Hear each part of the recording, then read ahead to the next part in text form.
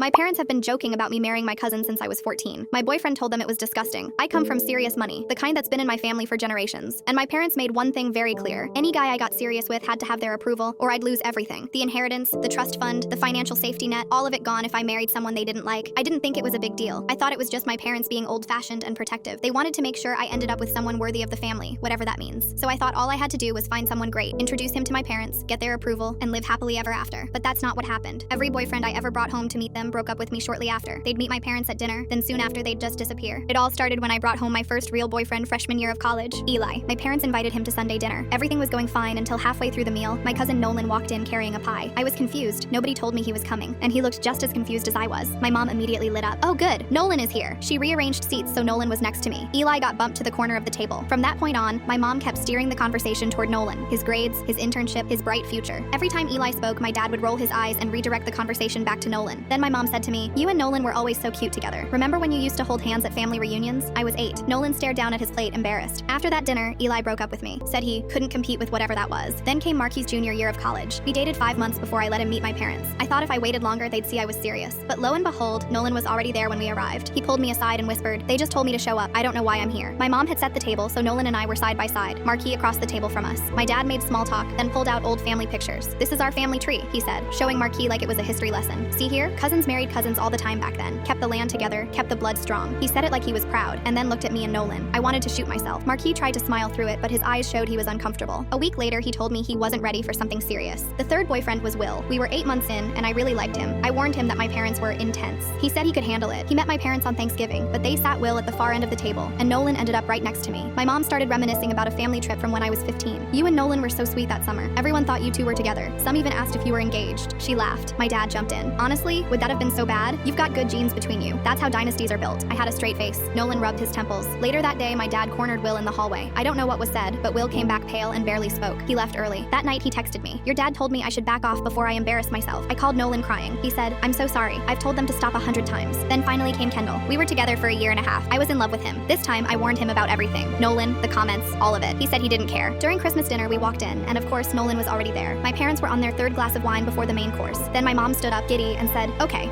before dessert, we need to see it. You should kiss Nolan." She was looking at me, then at Nolan. My dad started clapping slowly. "Come on, just one kiss. For the family. The ancestors would be proud." Then they were both chanting it. Kiss, kiss, kiss. Like they were freaking 12. I sat frozen. Nolan looked horrified. Kendall stood up. "What is wrong with you people? That's disgusting." My dad's face went cold. "Watch your tone, son. You're a guest here." My mom turned to me. "If you walk out that door with him, you're done. No inheritance, no properties, nothing." I looked at her, then at my dad. Then I grabbed Kendall's hand. "I'd rather be happy than whatever this is." Nolan caught my arm at the door. "I mean, I'd be open to it, if you are." Kendall punched him.